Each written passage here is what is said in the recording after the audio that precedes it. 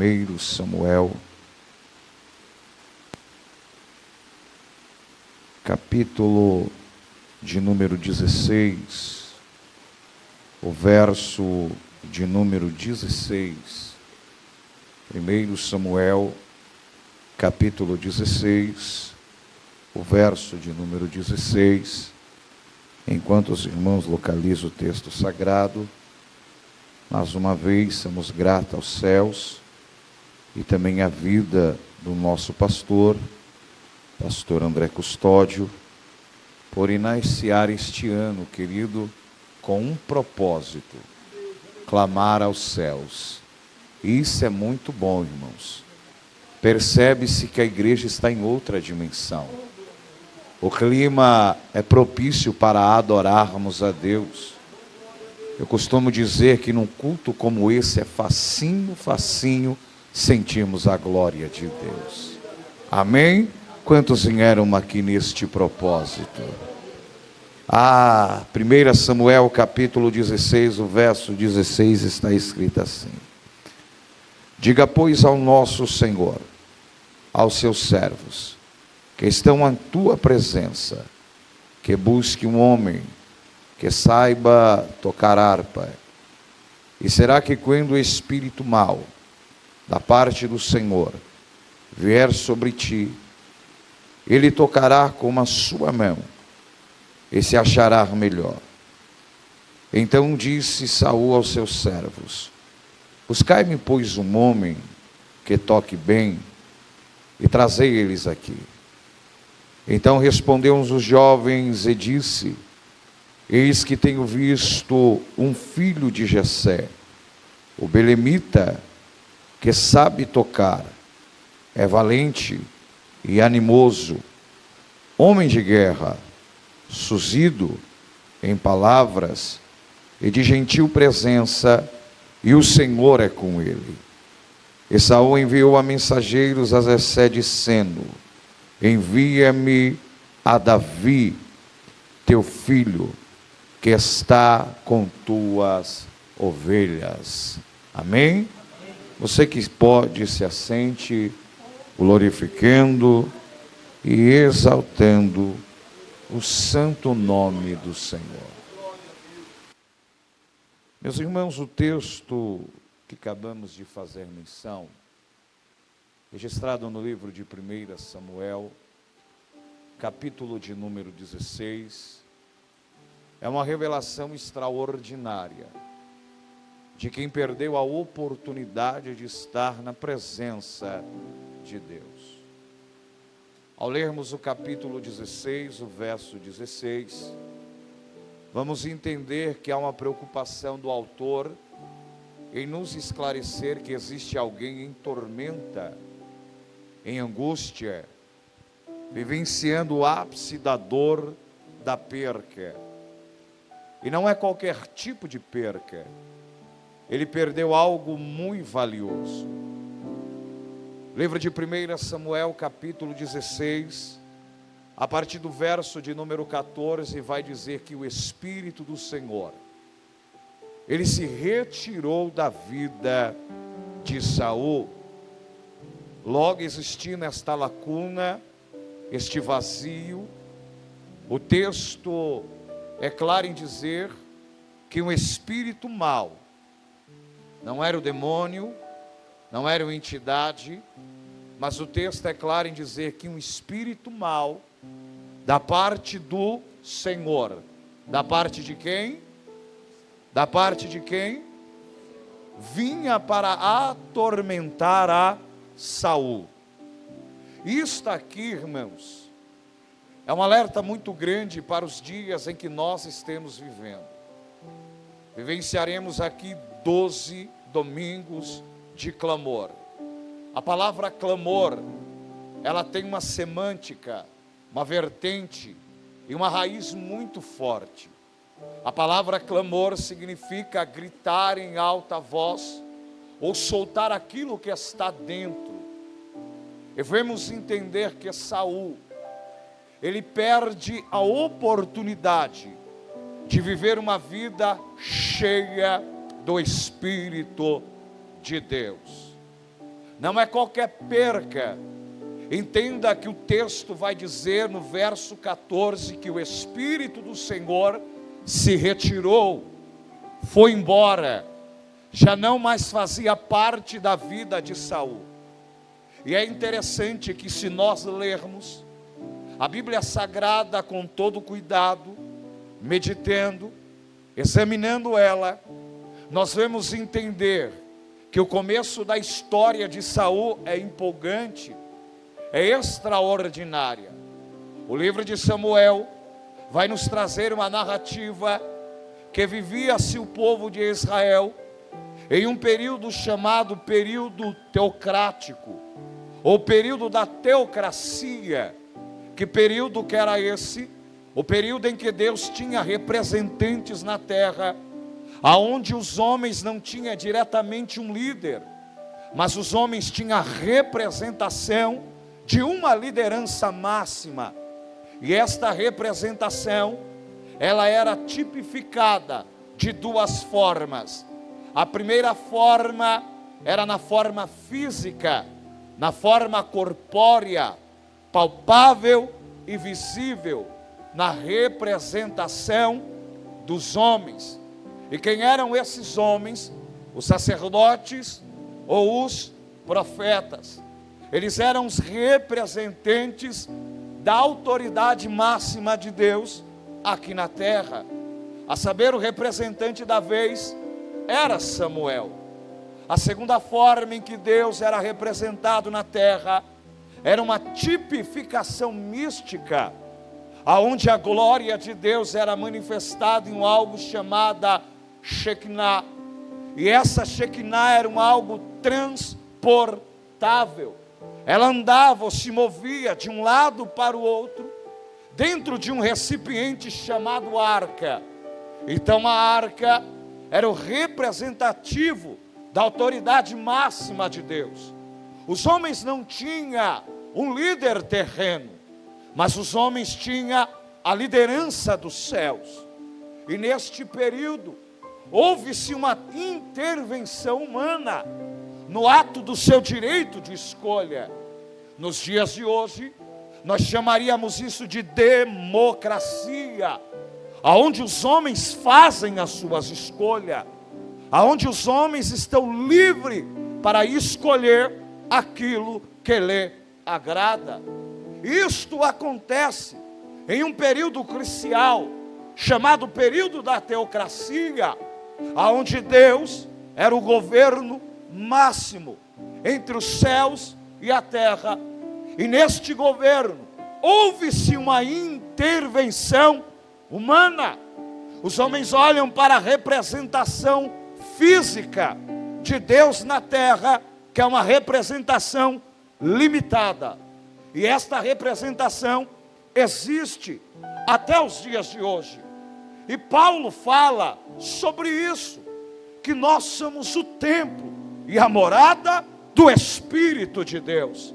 Somos a representação de Deus na terra, mas somos uma representação limitada.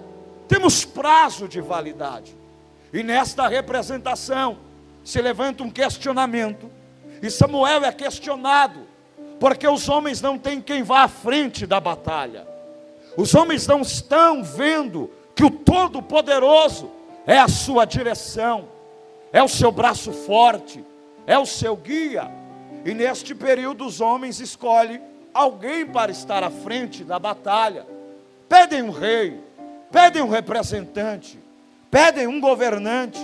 E pasme os senhores, não foi a massa humana que escolheu a Saul, não foi. 1 Samuel capítulo de número 8, Samuel está em um lugar chamado Rancho dos Profetas. Era um lugar de oração. Oh glória! Eu vou dizer de novo, Samuel estava em um lugar chamado Rancho dos Profetas. E este lugar, ninguém ia lá para rodar, profetizar, pular no Espírito, falar em línguas, não. O povo ia lá para orar, buscar a presença de Deus. Neste interim, o Espírito de Deus se manifesta a Samuel e diz: amanhã, por 1h dessa, virá a ti um homem que sobressai sobre todos os seus irmãos da tribo de Benjamim. Eu acho isso lindo, pastor Abimael, que Samuel, enquanto estava na oração, ele não precisou especular, se preocupar com a vida de ninguém para ocupar um cargo, porque quem ora tem resposta, quem ora tem direção de Deus. A intervenção era humana, mas a escolha era do céu. E tem gente, Ney, que se preocupa com isso. Quando vai chegar a minha vez? Quando vai chegar a minha hora? Se ainda tiver um representante de Deus que se preocupa em orar, qualquer hora dessa o seu nome será citado. Não foi por influência, não foi por eleição humana, mas o Espírito de Deus achou Samuel orando. E eu acho lindo que Deus, ele não erra endereço. Tem gente se preocupando, irmão. Se você entrar até hoje, depois da pandemia, isso está estabelecido. Existem lives, programas ao vivo pela internet, e é uma benção, mas tome cuidado com alguns, porque existem profetas por aí, que eles estão aí revelando RG, CPF, número de carro, mas Deus nunca errou o nome de ninguém. Eu acho lindo que Deus dá características. Ele é assim, assim, assado. E para você ter certeza, ele é da tribo de Benjamim. Vamos supor que Samuel estava orando. Em uma segunda-feira, às 8 da manhã. Na terça-feira Deus falou para ele: para você ter certeza, 8 horas amanhã, o meu escolhido vai chegar aqui. Oh glória, não, você não entendeu, querido. Deus tem hora, dia, data, minuto, centésimos e milésimos para cumprir o propósito dele. Não. Levante a mão para alguém que está do seu lado aí, levante. Diga para ele: a intervenção é humana, mas a escolha é celestial. Diga para ele ou para ela: você vai chegar na hora certa, nem atrasado e nem adiantado. É na hora de Deus, no tempo de Deus, no momento do céu. Saul chega. A primeira unção de Saul não é para o palácio.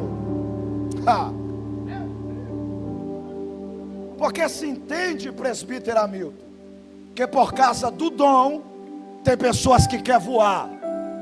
E Deus não chamou ninguém para ser pássaro. Deus chamou a gente para ser ovelha. Eu vou dizer de novo: Deus não chamou ninguém.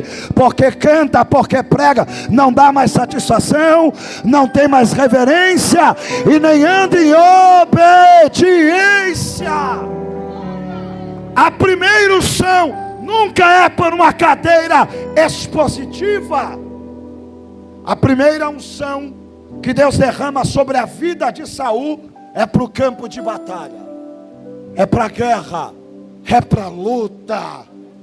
Porque você acha que Deus vai cumprir o propósito dele antes de te provar, antes de te amassar, antes de fazer você chegar? Eu nunca vi alguém que sentou no trono antes de passar pela guerra. Eu nunca presenciei alguém contar uma vitória antes de falar da luta, das pelejas. Então larga a mão dessa frescura.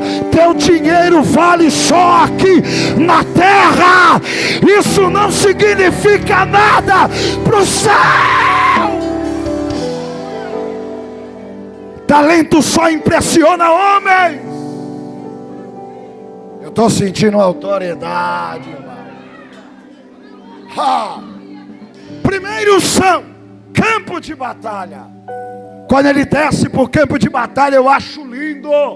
A Bíblia diz que naquele dia o Espírito de Deus se apodera de Saul. Não, pastor Buroca, eu acho que esse povo não entendeu. Ele não pediu, ele não orou, ele não buscou. O texto é claro, que o Espírito de Deus se apodera. A palavra se apoderar é entrar de forma violenta. O Espírito veio com tudo. Não deu tempo dele pensar. Quando Saul menos imaginou, ele já estava profetizando. Não, segura aqui essa revelação. Quem recebe o chamado para o campo de batalha, sempre será usado por Deus. Não, eu vou liberar de novo essa palavra profética. Quem recebe o chamado para o campo de batalha, sem perceber, será usado nas mãos do Criador do céu. Levante a mão, levante a mão. Tem muita gente aqui que virou o ano de 2023 para 2024 e as suas pelejas, as suas provas não se findarem. O Espírito de Deus está dizendo assim: é só a primeira unção, mas para você não morrer no campo de batalha, eu estou mandando aí um companheiro, eu estou mandando aí um ajudador, alguém que se apoderar de você de uma forma extraordinária. Se prepara. Quem no ano de 2023 não apareceu, Deus vai ler.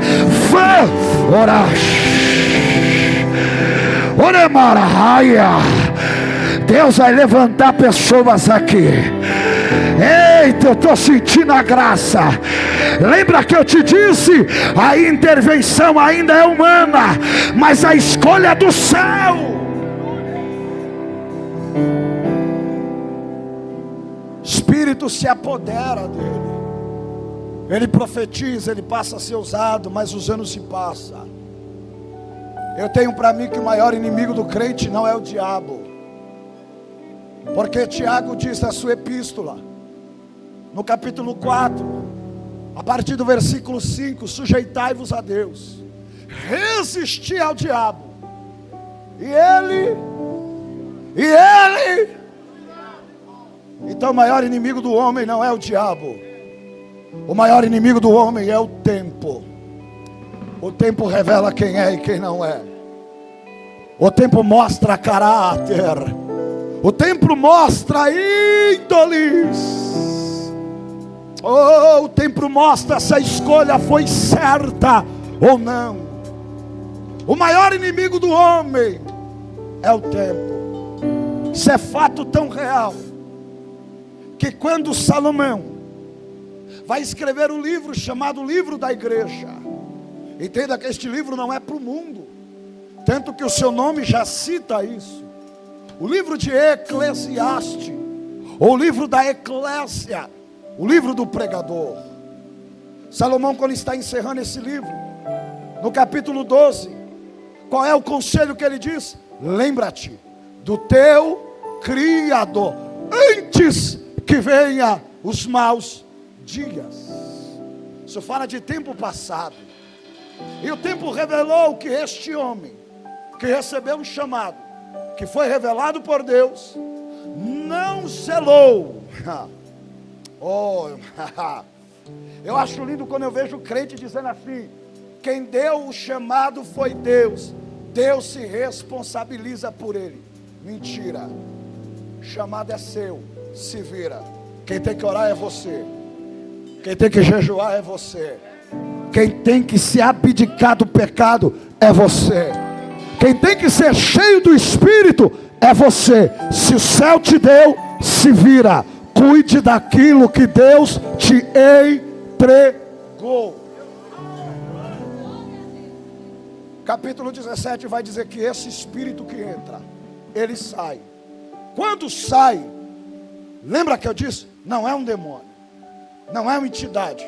Um espírito mau, da parte do Senhor, veio para atormentar.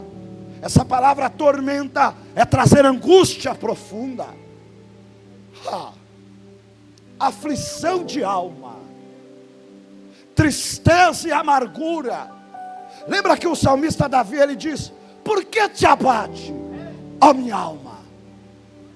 Era isso que Saul estava dizendo. Porque minha alma está abatida. Sem perceber, o espírito que entrou saiu. E ele nem percebeu. Quando ele se deu conta, ele estava vivendo em angústia, em tristeza. Esse é o quadro de muitos crentes. O Espírito foi embora e ele nem viu. Ela nem viu. Está como Asaf no Salmo 73. Estou olhando para os ímpios. O ímpio prospera. O ímpio vai bem. Até na angústia ele não sente dor. A morte não é nada para eles. Ele não entende que o Espírito que um outrora entrou se retirou. Nós costumamos dizer que Ezequiel 37 é o livro ou o texto do avivamento, mas não é. Teologicamente, é o texto do despertamento. Ezequiel está num vale, e este vale é o reflexo da vida de um exército que outrora teve vida, que outrora esteve cheio, que outrora estava de pé. E aquele exército só despertou quando ele voltou a ouvir a palavra. Quando ele escutou dentro do vale, vento dos quatro cantos. Não, você não entendeu. Tem crente aqui que ele está tentando fugir, e o Espírito de Deus está dizendo assim: você está na minha mira. Se você for para um lado, eu também vou. Se você for para o outro, eu também vou. Se você tentar retroceder, eu vou atrás. Se você tentar correr demais, eu te seguro. Vento dos quatro cantos, cerca este orar. É boa raça. Há uma autoridade de Deus aqui neste domingo, e o Espírito de Deus está dizendo: ele ainda não se retirou, ele ainda não foi embora, porque eu fiz uma promessa para a minha igreja. Eu vou, mas eu não vou deixar ninguém órfão. Eu vou enviar ele. Quem ele é? Ele é o Consolador. Ele é o teu guia. Por onde vocês passam, ele estará convosco por toda a consumação dos séculos. Quem pode levantar a mão para o céu? A pior coisa para o homem é perder a presença. Não há lacuna, não há vazio pior que esse. Mas o Espírito Santo estava abrindo uma ruptura no céu. Está dizendo: eu estou levantando hoje uma nova oportunidade. Eita! O Espírito de Deus acabou, pastor Abimael, de bradar no meu coração: eu vou trazer paz, eu vou trazer calmaria. Essa tempestade ela vai. Eita, deixa eu ver se tem alguém aqui que está entendendo. Pelo amor de Deus, crente, se o Espírito está aí ainda, reaja. Eita, eu vou dar um minuto para você adorar, vai. Eu vou dar orações. Ela bacala marraia.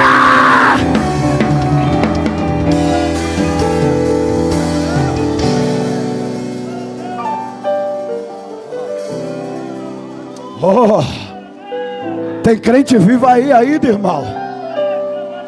Tem crente vivo aqui no altar, pastor Mara. Evangelista Alex, ainda tem crente vivo. O tempo mostrou quem era Saul, mas o tempo também abriu uma oportunidade.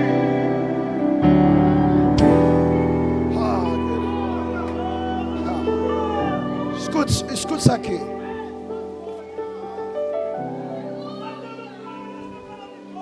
Enquanto um está perdendo, o outro está recebendo. Não, vou dizer de novo. Enquanto um está perdendo, o outro está recebendo. Enquanto Saul perdia, Deus falava para Samuel: e enche o teu vaso de azeite. Tem alguém que vai perder, mas eu estou já levantando alguém para ganhar. Oh glória, não, pastor André, eu acho que esse povo não entendeu. Deus olhou para Samuel: Samuel, você não está entendendo o que está acontecendo aí em cima. Quando o homem intervém, quando o homem coloca a mão, a queda é certa. Mas quando o meu espírito escolhe, até no pecado, eu dou a segunda oportunidade.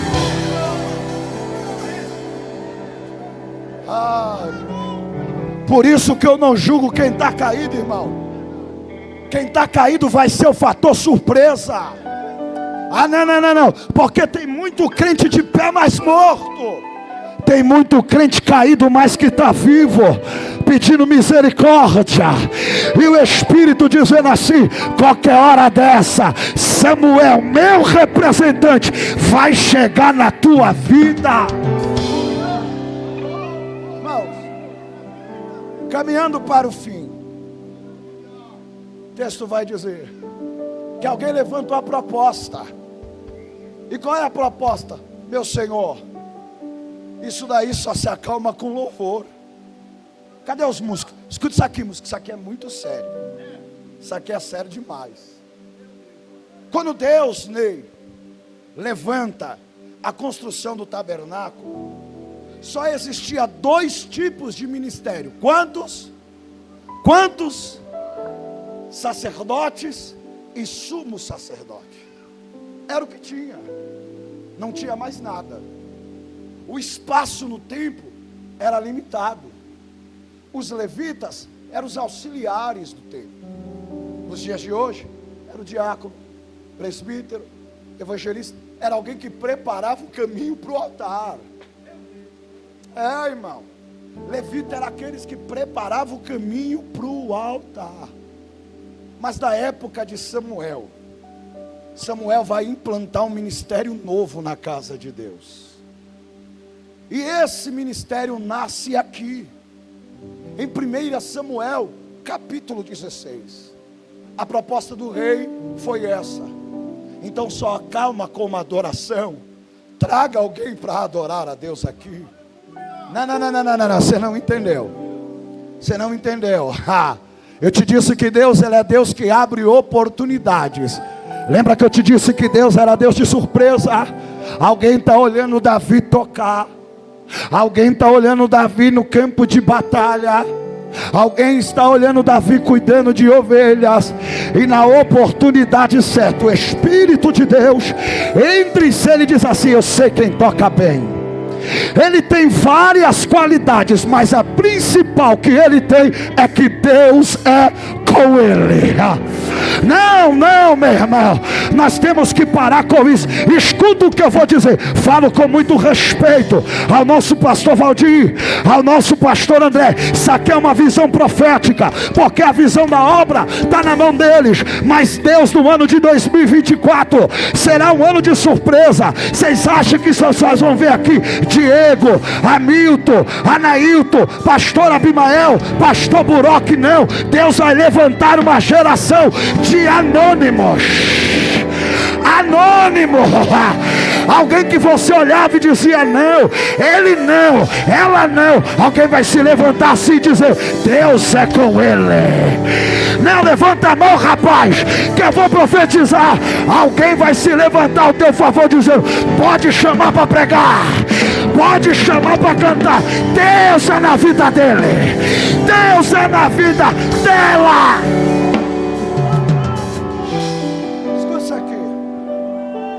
Existia uma regra no céu. Existia o quê? Existia o quê? O Espírito não descia se alguém não tocasse.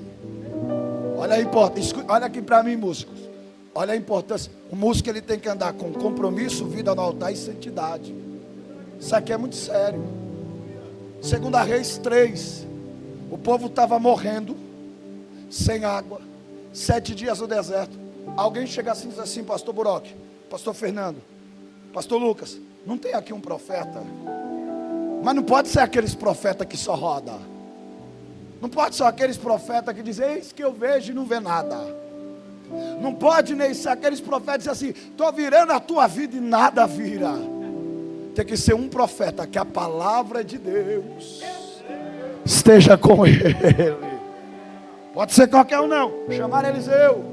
A primeira qualidade de Eliseu não foi profeta, foi de servo. Alguém, quando vai apresentar Eliseu a Josafá, diz assim: esse aqui é Eliseu, filho de Safate. Deitava água sobre as mãos de Elias. Antes dele ser profeta, ele era servo. Quando ele surgiu como profeta, ele continua sendo servo. Esse tem a palavra de Deus. Ele ainda continua servindo antes da unção e depois da unção.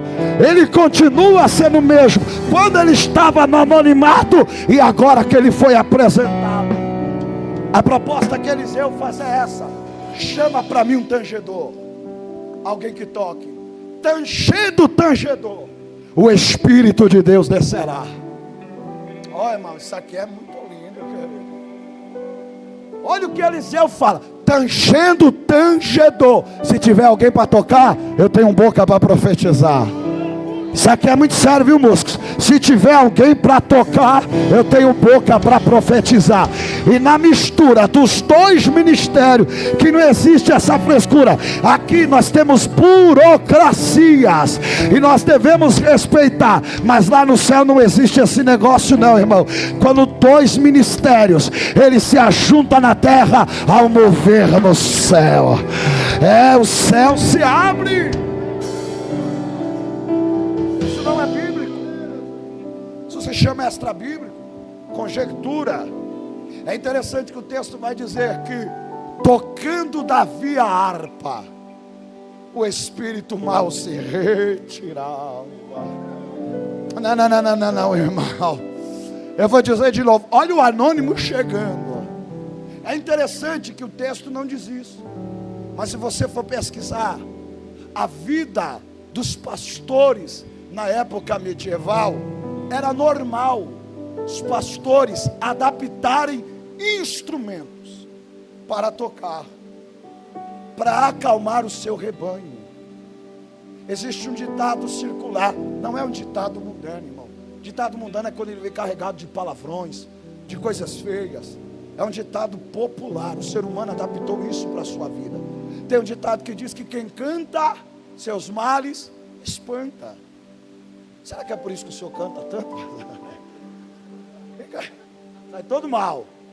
Então entenda, é o texto que diz isso. Ele chega lá e começa a tocar. O que o texto não revela é a glória de Deus manifesta na vida de Davi. O que Deus faz na vida de um escolhido, irmão, é extraordinário. Posso ser aqui um profeta desaforado? Lá no Nordeste chama muito disso, né? Quando a pessoa é cara de pai, é desaforado. Mas eu quero ser um profeta aqui desaforado, cara de pau. Olha para essa pessoa que está do seu lado, olha para ela. Não, olha. Olha ela de cima e embaixo, dá aquela olhada profética assim, ó. De cima e embaixo. A olho humano eu não consigo ver nada, pastor Buroc. Mas pela unção de Deus, até um pedaço de madeira, irmão, vira chave na mão de um escolhido. Pela unção de Deus, até uma queixada, ela vira maior do que a ferramenta ou martelo do Thor, irmão. Até a unção de Deus na vida de um escolhido, ele não precisa fazer jutsu nenhum, é só clamar ao céu.